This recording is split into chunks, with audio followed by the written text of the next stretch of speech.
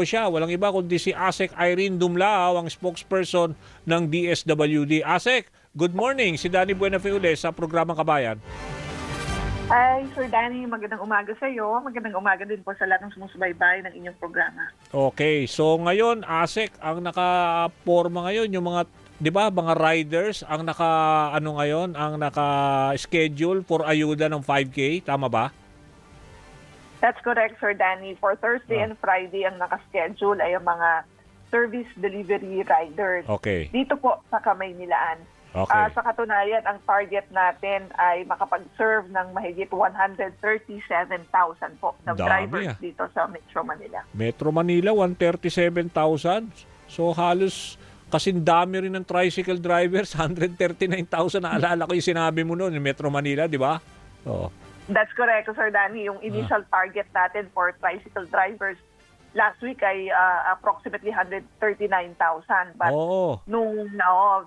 nagkaroon ng reduction in the number dahil nagkaroon ng clean list dahil may nakita tayo mga duplicate entries. Ngayon naman, para sa mga service delivery drivers natin, nasa mahigit 137,000 din. Okay, so yung bali for the mga delivery riders, ilan ang payout stations natin sa Metro Manila? We have 17 payout stations. Isang syudad meron pong isang designated payout site para po sa kanila. Okay, tigli 5,000 rin sila, no? Pareho rin ng mga PUV at saka ng tricycle, tama ba? Yes, tama po iyan. 5,000 pisong cash relief assistance din po ang ipinapaabot natin sa kanilang. Kasi siyempre, contribution natin, Sir Danny, para makatulong tayo na maibsan nga yung mga hinaing na at mga suliranin na kinakaharap po ng mga drivers. Bunsod nga ng patuloy na pagtaas ng presyo ng petrolyo kasi yan po ang utos ng ating Pangulong Marcos Jr. Okay, napanood kita nung isang araw kasama sila Secretary Rex Gatchalian kausap niyo yung ilang mga drivers na high blood dahil wala yung pangalan sa listahan. Ngayon, I would assume na marami na naman dito magrereklamo wala sa listahan. Paano niyo ba na-handle yung ganung problema? Meron na naman kayo iseset na another date for them to come back? Patapos maano yung master list? Magkaroon ng vetting? Yes, actually, nung nga pong umikot kami ni Secretary Rex Gatchalian itong mga nakarang araw, ay merong mga drivers na sinasabi hindi po sila napasama doon sa listahan na isinumite ng LTFRB sa DSWD. Kasi paymaster lamang po si DSWD. Ang list ay nagagaling sa LTFRB. Yes. Ngayon po, ang sabi namin doon sa mga drivers na hindi napasama, magsumiti lang po sila sa kanila pong mga asosasyon para maisumiti rin sa LTFRB and then magsasagawa na lang po tayo ng special payout po para sa kanila.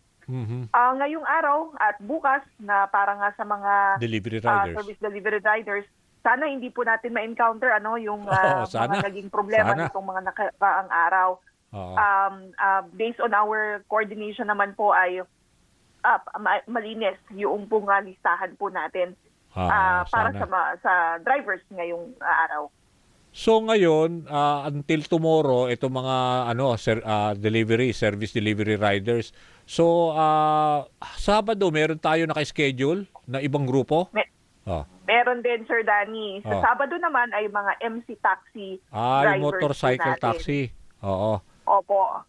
Kasi mga around 37,000 din po yung inaasahan natin na mababahagi na ng tulong pinansyal sa mga MC taxi drivers. Kaya ni-schedule po natin sila ng Sabado. Okay. Yung sinasabi mo 37,000, NCR lang yan. Tama? Tama. NCR po lang po ito. Ngayon yung tanong po kung kailan naman po kami makapag-umpisa sa mga probinsya outside Metro Manila, yan naman po ay gagawin natin after Holy Week. April 6. Tama ba? Opo, after Holy Week talaga, Sir Danny, supposed to be next week na yan, pero dahil nga Holy Week na next week and we need to observe also the Lenten season, ay magre-resume na po tayo matapos nga yung Holy Week. Okay, so yung April 6, yun na nga, meron na naman kayo ibibigay ng mga, let's say, itong grupon to sa ganitong araw, ganon, di ba? Ngayon kasi, di ba, may sinusunod tayo na grupo-grupo para hindi magulo yung payout, di ba? Opo, Sir Danny, kasi tinitignan din natin ano yung pinakamalaking bilang ng drivers sa mga syudad outside Metro Manila. Para alam natin kung sino rin yung uunahin natin. At the same time, yung ding pong availability nung list ng drivers.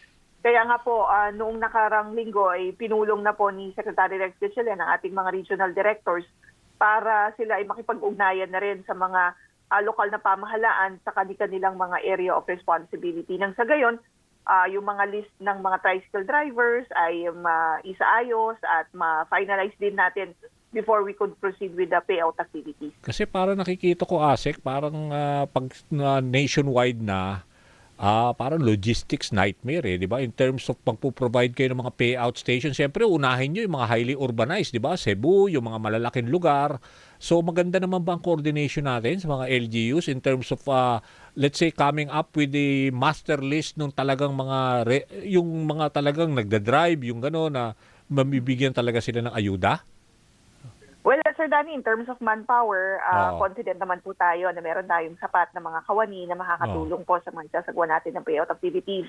In terms of coordination naman po, yes, actually, we've been working closely naman with local social welfare development officers. At in fact, yung ating po mga regional directors ay nakipagpulong na rin po sa mga local social welfare development officers sa kanila pong mga lugar. At naipaliwanag na rin po yung need na ma-finalize na yung listahan ng mga drivers para magkaroon tayo ng seamless distribution of aid. This is not the first time that DSWD naman ng Sir Danny has distributed financial aid sa iba't ibang panig ng ating bansa. If you could remember, namahagi na rin tayo ng tulong during the Social Amelioration Program implementation noong pong panahon ng pandemya. Kung kaya tayo ay meron na rin mga mekanismo at mga struktura na i-adapt dahil in place na rin po yan sa atin. ASEC, siguro i-remind na rin natin kasi 'di ba may mga kumakalat na mga fake news at saka yung mga modus na ilan daw tao nagkokolekta para daw sa processing fee ng mga para magbigay ng mga 5,000. Wala ho, 'di ba? Para malinaw ikularuhin niyo dun sa mga nakikinig sa atin ngayon. Yes, Sir Danny. Nais po nating linawin na wala pong pinapadalang mensahe ang DSWD. Wala po kaming pinapakalat na text message na nagsasabi na meron pong 3,000 piso na fuel subsidy. Sapagkat po, hindi po fuel subsidy ang pinapamahagi ng DSWD. Ang aming pong tulong ay cash relief assistance under the Assistance to Individuals in Crisis Situation. At hindi po 3,000 piso. Ito po ay 5,000 piso. Pangalawa, hindi po kami humihingi ng impormasyon mula po sa inyo at wala po kaming link na pinapadala na kung saan ito po ay dapat i-access nyo. Hindi po ganyan ang proseso ng DSWD. Again, si DSWD meron na po kaming listahan. Nakuha na po namin mula sa LGU at sa LTFRB. So again, well-targeted po yung aming programa at hindi po kami kukuha o hihingi ng inyong pong mga personal information. Yun. Pangalawa, hindi rin po kami humihingi ng processing fee. We're not allowing the collection of processing fee sapagkat ang ating pong koordinasyon with the local government units at ang LTFRB ay in place. Maayos po yung mga napag-usapan natin ng mga tasks and responsibilities of each office.